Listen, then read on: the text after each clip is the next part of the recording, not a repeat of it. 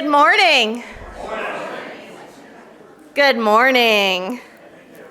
Welcome to Holston Valley Unitarian Universalist Church. I am the Reverend Tiffany Sapp, the minister of this church, and my pronouns are she and her. I am so glad to be here with you today. Thank you for being with us on this first Sunday of Pride Month. Yeah. Today, all right, cool. Today we celebrate the life and writings of Audre Lorde. She was an essential member of the women's and the LGBTQ plus rights movements, using her own social location as a Black lesbian woman, and later as a mother and a person experiencing the trials of breast cancer, to use her personal experiences to expand our understandings of the needs for justice in the world.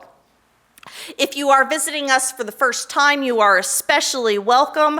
Our greeters over there at the welcome table by the door can help you get oriented if you have any questions. If you have little ones, our greeters can show you the way to the nursery, which is available during the service for children ages 6 and younger. Please be aware that our services are filmed and posted on YouTube. There's a chance that you might be seen in our YouTube video. If you want to make sure that you are not on camera, please sit in the perfume-free zone over here or in the section closest to the back table in the library over here. Our opening hymn is number 108 in the thicker gray hymnal, My Life Flows On in Endless Song. Please rise with us in body or spirit for hymn 108.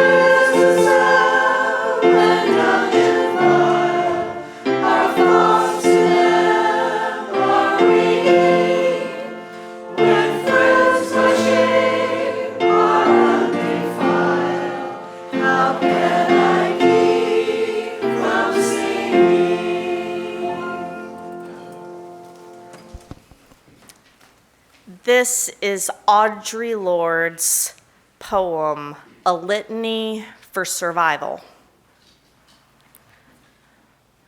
For those of us who live at the shoreline, standing upon the constant edges of decision, crucial and alone. For those of us who cannot indulge the passing dreams of choice, who love in doorways coming and going in the hours before dawn, looking inward and outward at once before and after, seeking a now that can breed futures, like bread in our children's mouths, so their dreams will not reflect the death of ours. For those of us who were imprinted with fear, like a faint line in the center of our foreheads, learning to be afraid with our mother's milk. For by this weapon, this illusion of some safety to be found, the heavy-footed hoped to silence us. For all of us, this instant and this triumph, we were never meant to survive. And when the sun rises, we are afraid it might not remain. When the sun sets, we are afraid it might not rise in the morning. When our stomachs are full, we are afraid of indigestion. And when our stomachs are empty, we are afraid we may never eat again. When we are loved, we are afraid love will vanish. And when we are alone, we are afraid love will never return. And when we speak, we are afraid our words will not be heard nor welcomed. But when we are silent, we are still afraid. So it is better to speak, remembering we were never meant to survive. Please sit with us in stillness.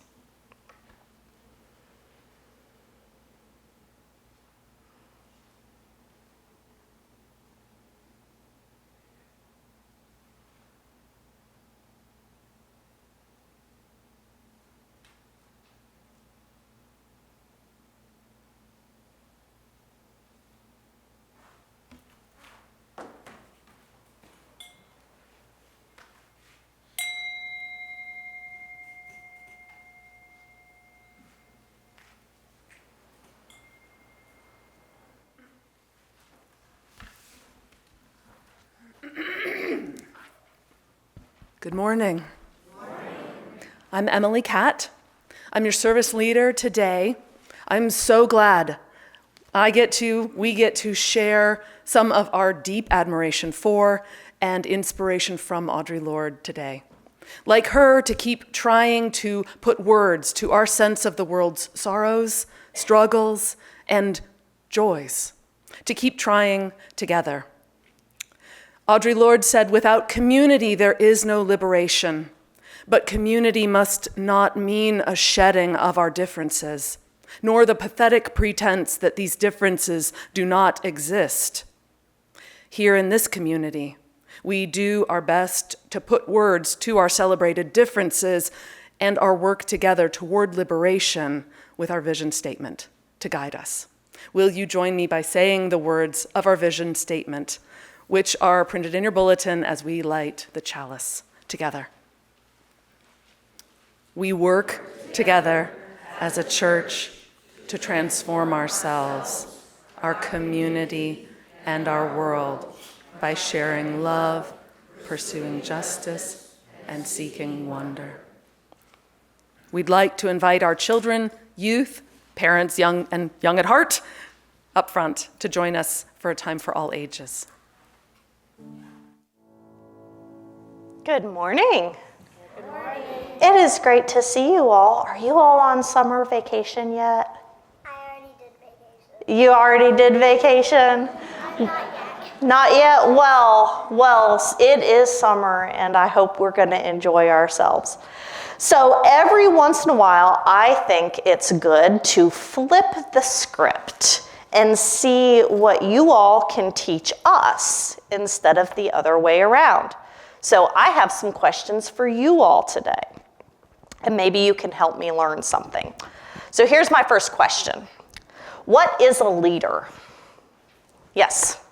It's when you show how to do things so it can help other people. It's when you show how to do things so that it can help other people. I like that. What do you got? When you be a good example and help the other people and show them the right thing to do. When you are a good example and you show people the right thing to do. I love that.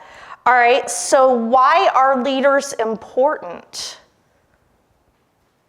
I guess it's because of everything you just said already, right? Yeah, helping people, being a good example, showing them how to do stuff. All right, so here's my last question, and this one might take a lot of answers, so we'll probably start with you guys, but then we might ask everyone else out here too.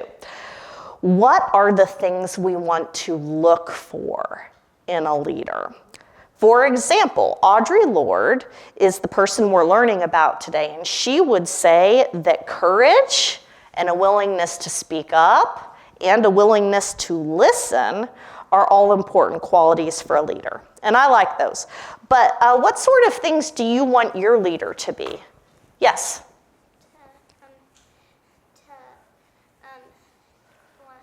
learn from the people who have lived longer and learn from their mistakes. Okay, so we want leaders who learn from people who have more experience than them, and we want people who are willing to learn from their mistakes. That's really good. So when you're a leader, when you're telling them what to do, to show them how to do things, you do it in a nice, encouraging way. Okay, so when you're doing your leader stuff, you do it nice. You're not bossing people around. I will try to remember that. And you said you encourage other people, right? That's good. Do any of the rest of you have thoughts about what you want in a leader? Well, let's hear from all the folks out here. What do you all want in a leader? Compassion, flexibility, integrity, empathy, transparency, good sense of humor, and what was over here? Non-felonious. Non-felonious.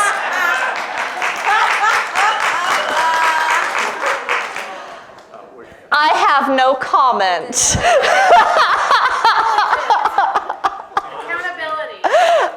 Accountable, modesty, honesty, diligence, knowledgeable, supportive, humility, listening skills, common sense, wisdom.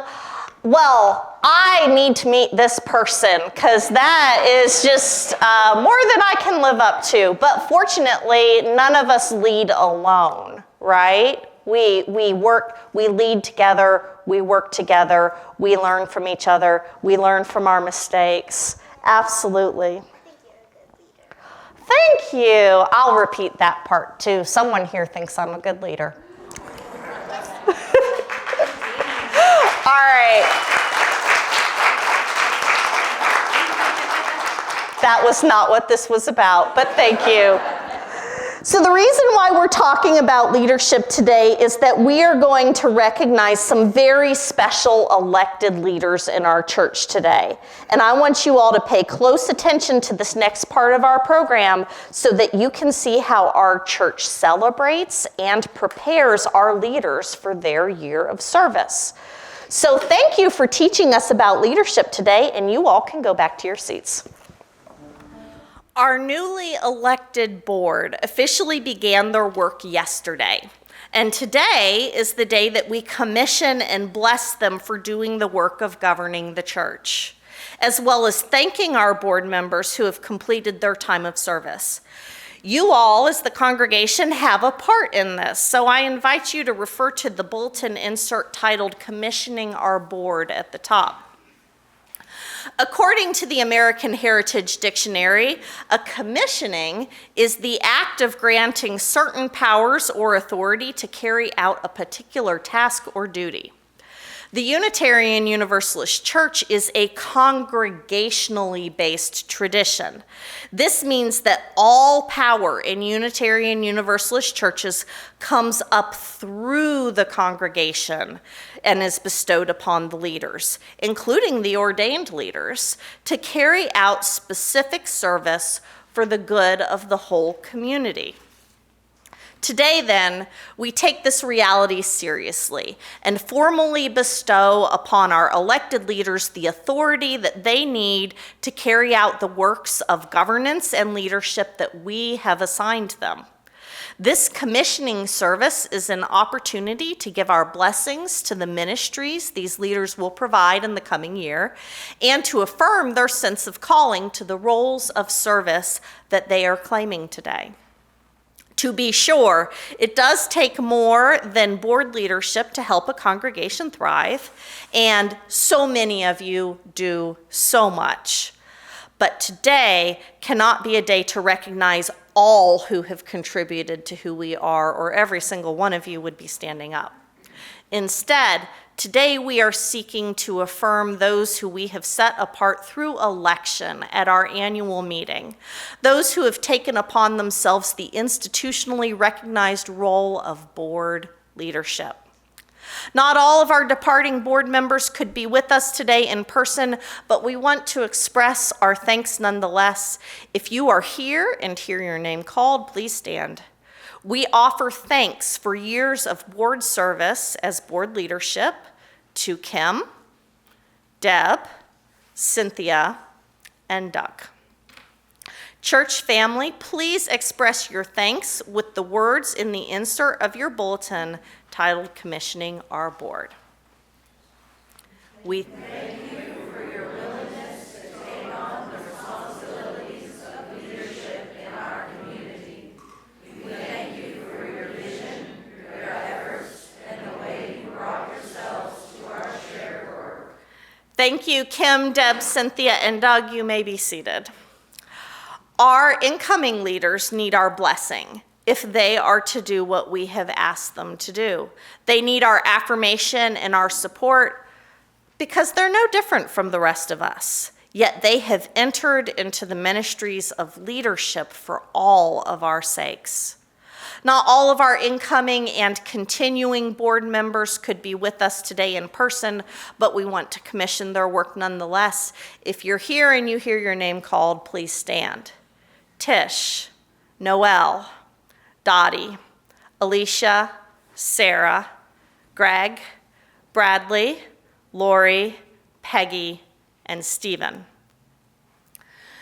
Members of the board, this congregation charges you to be guided in your work by our vision, our covenant, our values, and our principles.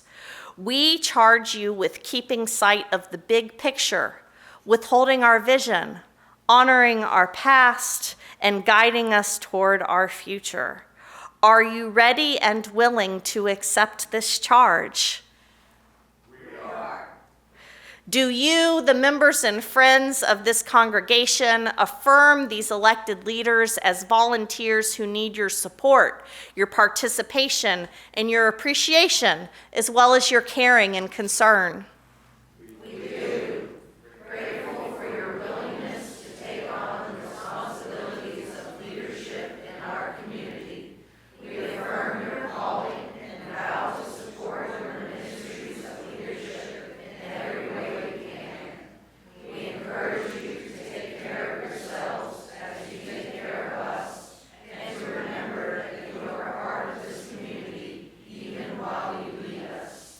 Board members, can you respond?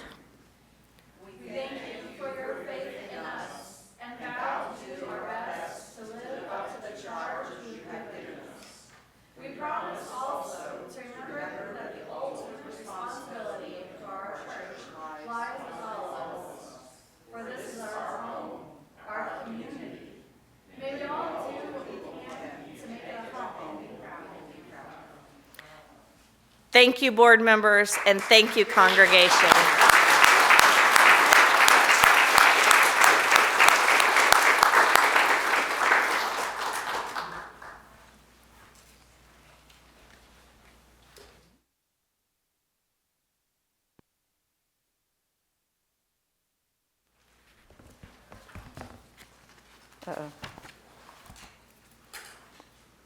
This is an excerpt from Audre Lorde's paper, The Transformation of Silence into Language and Action, which was delivered at the Modern Language Association's Lesbian and Literature panel in 1977.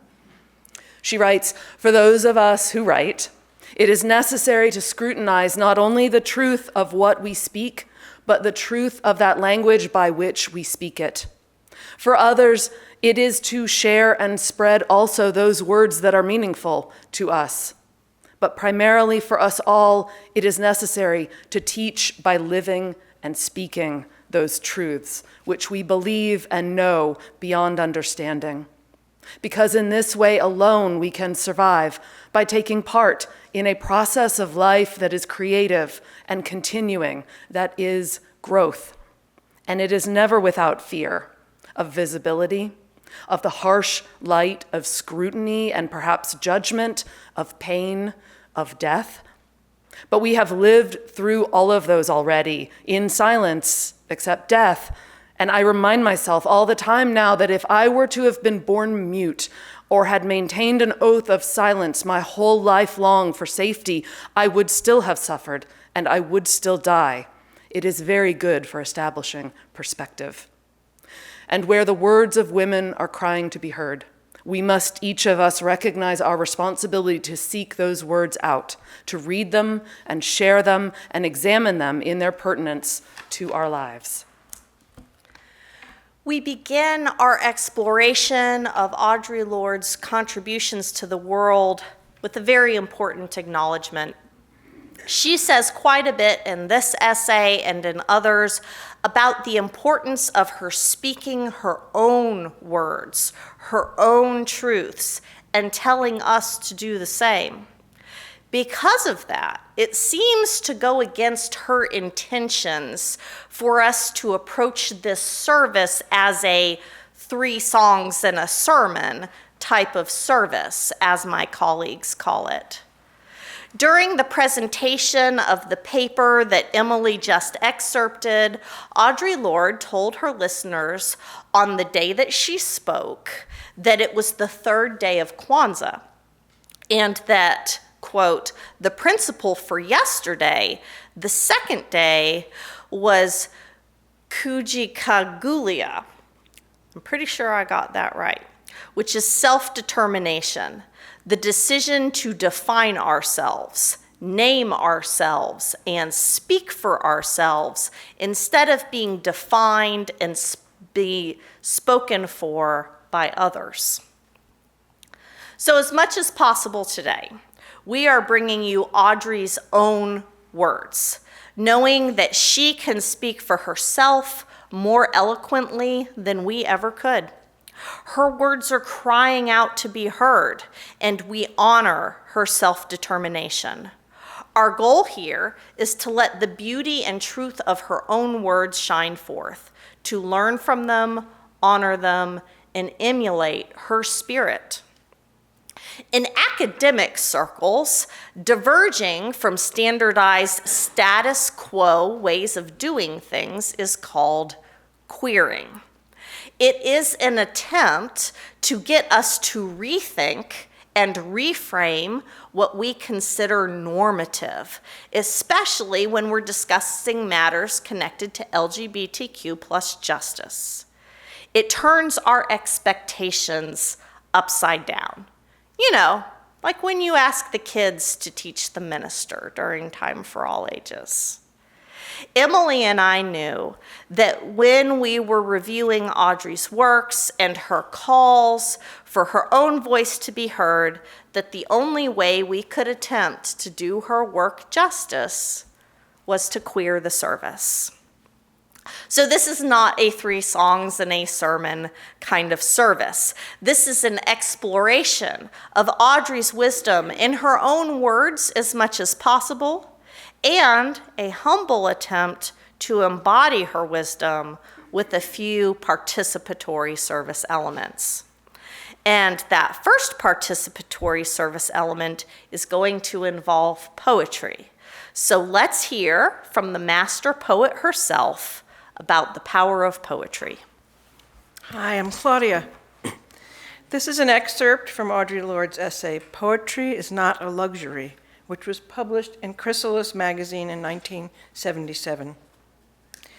The quality of light by which we scrutinize our lives has direct bearing upon the product which we live and upon the changes which we hope to bring about through those lives. It is within this light that we form those ideas by which we pursue our magic and make it realized. This poetry is illumination, for it is through poetry that we give name to those ideas which are, until the poem, nameless and formless, about to be birthed, but already felt. That distillation of experience from which true poetry springs births thought, as dream births concept, as feeling births ideas, as knowledge births, predates, understanding. As we learn to bear the intimacy and scrutiny and to flourish within it, as we learn to use the products of that scrutiny for power within our living, those fears which rule our lives and form our silences begin to lose control over us. For women, then, poetry is not a luxury. It is a vital necessity for our existence. It forms the quality of the light within which we predicate our hopes and dreams toward survival and change, first made into language, then into idea, and then into more tangible action. Poetry is the way we help give name to the nameless so it can be thought. The farthest horizons of our hopes and fears are cobbled together by our poems, carved from the rock experiences of our daily lives. Poetry is not a luxury. Poetry is a powerful vehicle to truth, to knowledge of self and others, using imagery to get to a truth deeper than prose can unearth. So one of the practices that Audre's words suggests is that we engage in poetry ourselves. Experiment with us. There's an index card in your bulletin, pens on the rows. These are the tools you need to write just one line of poetry. Poetry is impressionistic. It is about speaking our truth, truth that can lead to action, ideas, and transformation. There's a theme today. We invite you to write a few words, a snatch of a phrase, a line that captures a sharing of joy. It's a feeling, an image, a sensory experience. We are focusing and choosing to focus on sharing joy for this poetry exercise because of these words from Audre. The sharing of joy, whether physical, emotional, psychic, or intellectual, forms a bridge between the sharers, which can be the basis for understanding much of what is not shared before those words and lessens the threat of their difference. So James is going to play some piano music while you write a little bit of poetry about joy. Just one line at most, because before the end of the service, they will all be crafted together into one collaborative piece of poetry. And together, we would make a whole lot of poetic lines. Try to write with a connection to your senses, as Audre's poetry is very sensual. Maybe you could describe an image, a smell, a sound, a taste, a feeling in you that communicates joy. Take your time to think about it before writing it down on your index card, and when you're done writing it down, hold the card up aloft, and we will come collect them. Let us collaborate in joy. What brings us joy today or any day?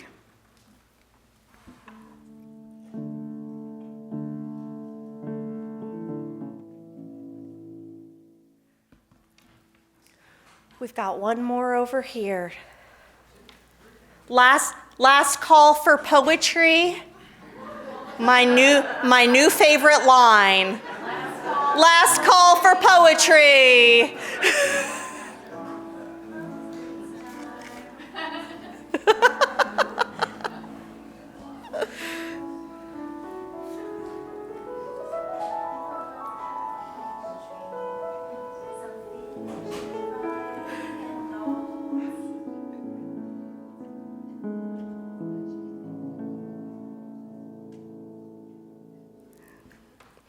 Well, that has already given me joy, and we haven't even heard the poem yet.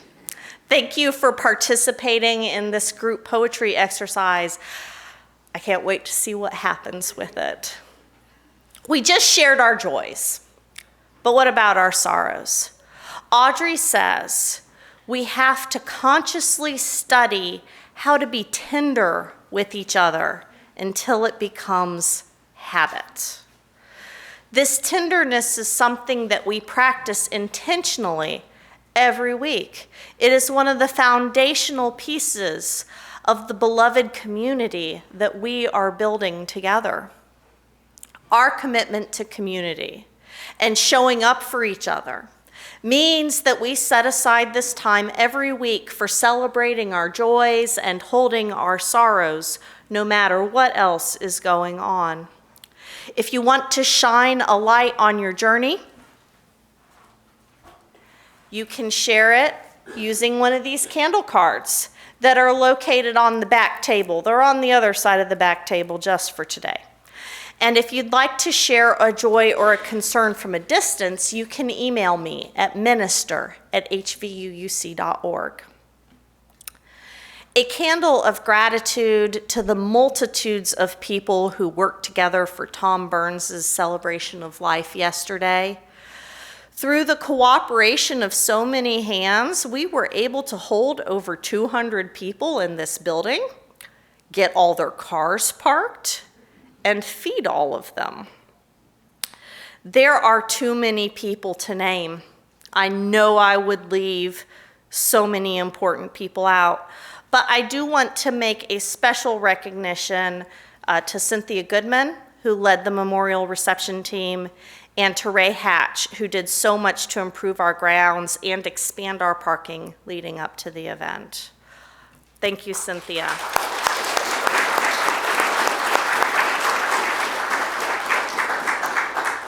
Thank you to Cynthia and to Ray and to all of you who came to set things up, who brought food, who cleaned up, who brought flowers, who sent in pictures and stories, who helped with tech and service elements and eulogies, who beautified our gardens and our grounds, greeted, folded bulletins, and directed parking.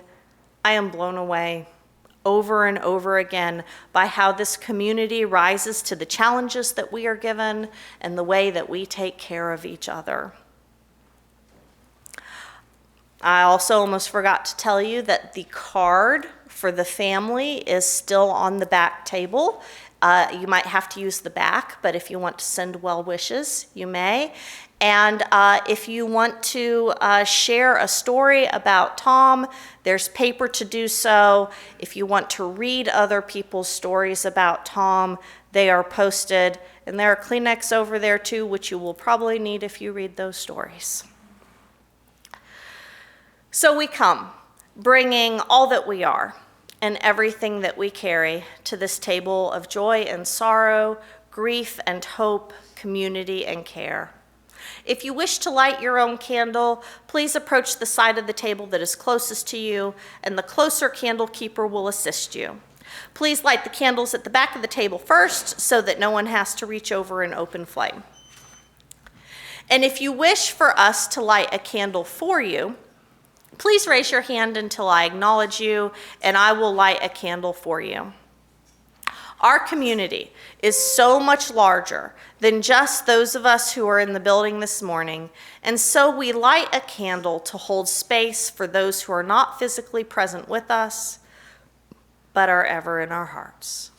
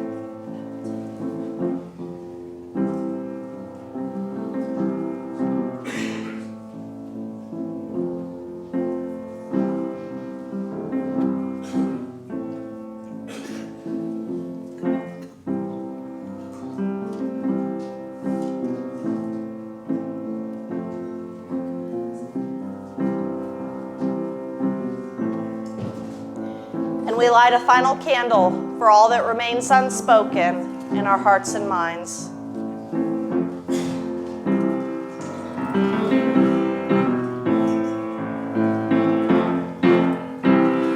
When I breathe in,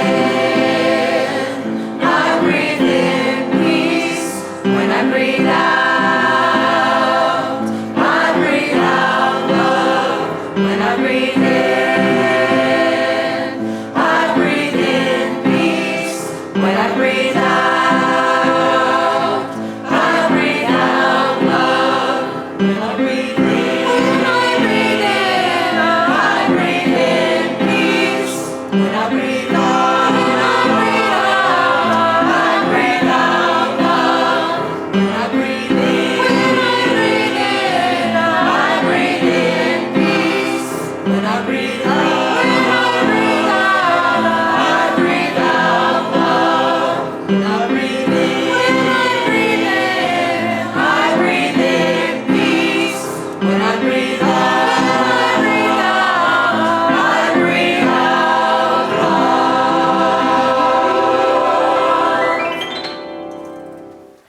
love. This is A Woman Speaks by Audre Lorde.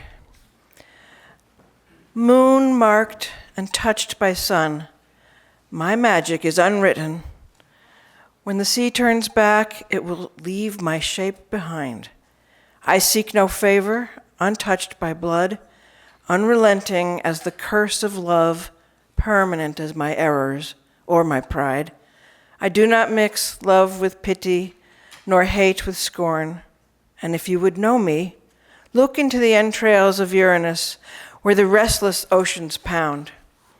I do not dwell within my birth nor my divinities, who am ageless and half-grown, and still seeking my sisters, witches in Dahomey, wear me inside their coiled cloths, as our mother did mourning. I have been woman for a long time. Beware my smile. I am treacherous with old magic and the noon's new fury. With all your wide futures promised, I am woman and not white. I am woman and not white. Audre Lorde's works sketch out so many roadmaps to liberation, and her ability to live within her own unique identity and courageously speak her truth about her life and her observations have shaped our world. As an eloquent and determined woman, she was sought out by feminists to speak and to teach. But she would remind them that their feminism didn't amount to much unless it encompassed the needs of Black women, lesbian women, and women in developing countries that she visited as often as she could. This was an important lesson to me, a white feminist, economically privileged, straight-passing, young woman who could not see beyond the lens of my own struggle until Audre Lorde's words woke me up. Not that my struggle wasn't important, but ideally, my own struggles should invite me to empathy with those whose struggles are greater than mine. Not that I don't deserve justice, but that justice was not a finite resource with only so many pieces of pie to hand out. Not that my anger wasn't valid, but that I could not claim the power of my own anger while cowering and cringing at the raised voice of an angry Black woman who has even more reason to be angry than I do. Not that my voice didn't deserve to be heard, but that as much as I wanted to speak out about being a woman, I still needed to learn to listen as a person possessing multiple privileges. Identity is important because so much of what we experience at the hands of a wider world is determined by how that wider world sees us, and that is shaped by our identity. And Audre Lorde's identity is a living part of her message. And so our special music today tells us a little bit about Audre's identity and her history.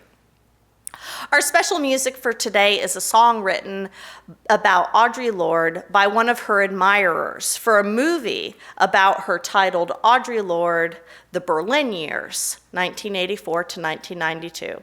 And it tells a bit of her biography. It also pretty much demands to be danced to. And you'll see in the video that Audre loved to dance herself. And doesn't that make sense when someone talks about holding feeling in as much esteem as thinking? When someone talks about embracing the sensual and the erotic aspects of life as much as Audre does, that music would not just be listened to, but danced to. For me personally, this is where we encounter the edges of my comfort zone, and I know I'm not the only one. So I invite you to experience this special music in whatever way is most liberating to you. If that's to sit and listen, great, I'll probably be joining you. Though I probably will do some swaying or some foot tapping, because that's a way I can engage that doesn't have me feeling completely mortified. But if dance feels like liberation and joy to you in this moment, and I know there are some of you that is the case for, then I do hope you can dance.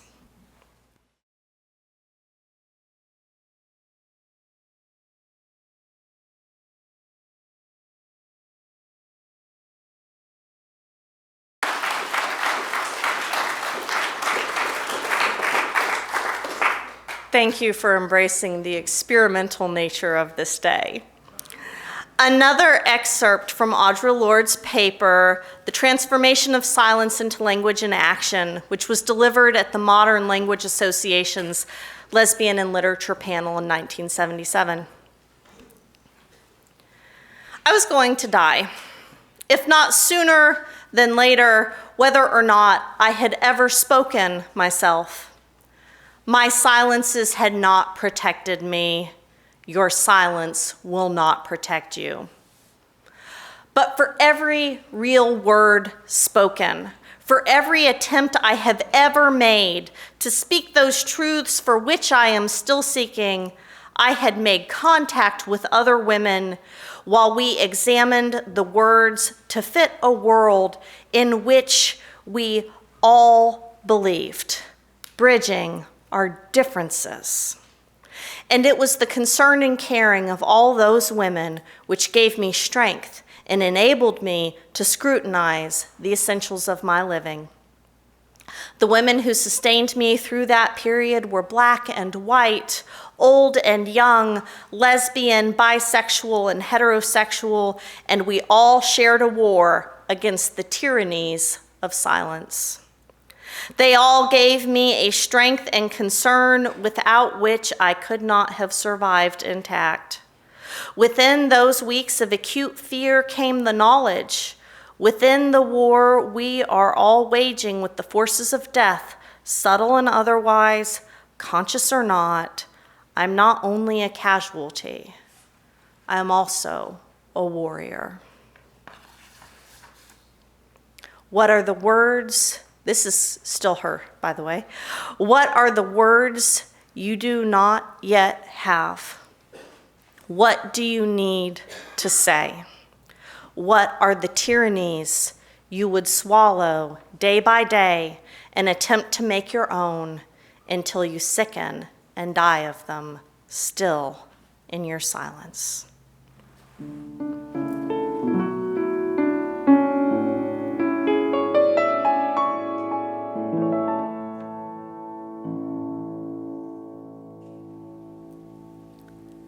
Those are powerful questions. The truth is, just by the nature of being here, you contain within you at least one marginalized identity because we are a religious minority in East Tennessee.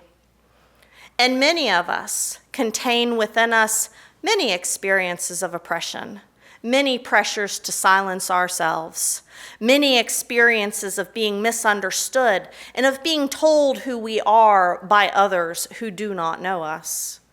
So today, we are going to release some of that pressure.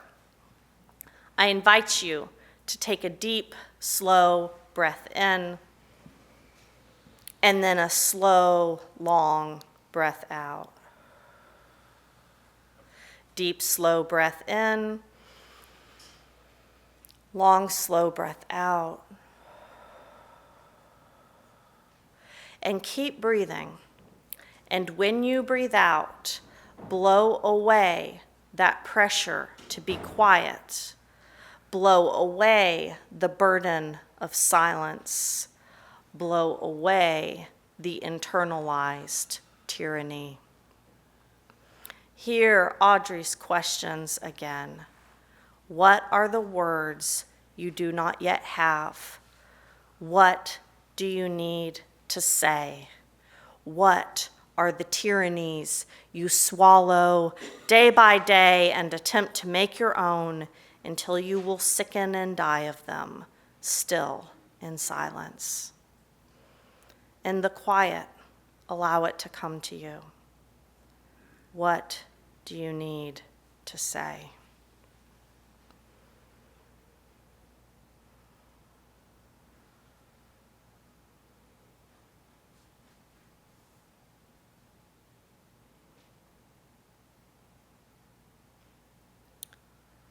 We do not have time to say all the things we need to say, but you know what you need to say, and you know who you need to say them to, especially if you are speaking for your own liberation from oppression, especially if you are speaking from the personal struggle of being on the margins of what is considered dominant or normal or privileged.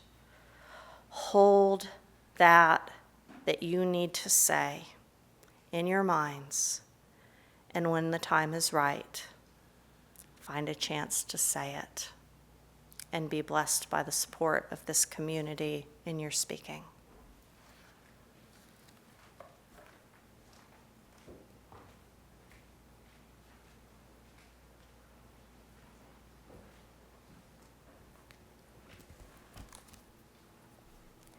But you did find words for joy. Holy cow, guys. This is what I could put together. Not every single body's, but many of them. Joy, the light through the window, you and me and everyone here together. Chocolate and peanut butter, the grip of a newborn, every breath we take when we meet in a smile. Joy is the favorite part of Bohemian Rhapsody, sung with friends, top of lungs, loving as your dog loves you, a gentle hug when you enter a room, feeling groovy, feeling moody, wind in pines, dust wiped, a job well done, the people here that I love, fireflies blinking, the presence, honeysuckle, cut grass, green, green, green, the wind in the pines, the stars in the eyes of a child lighting up the day when someone truly sees you, the warmth, the scented light, the first 5 minutes of sunrise, flowing water. Oh, loosening the mind. Joy is guitars and many voices, the love of community, a sorrow shared with caring. Joy is knowing the true essence of being yourself. Joy, a protest from my grief. Breathing, oh, my own handwriting. Breathing a collective sigh to be, after all, a collective. Remembering love is love. To grow like a wildflower every hour that we are together.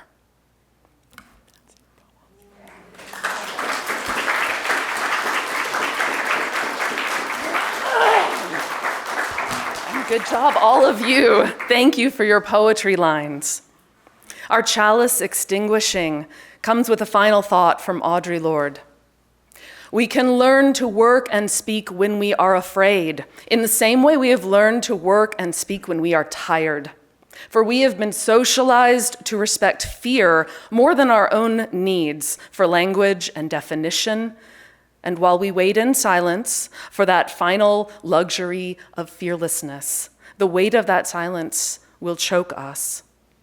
The fact that we are here and that I speak these words is an attempt to break that silence and bridge some of those differences between us, for it is not difference which immobilizes us, but silence.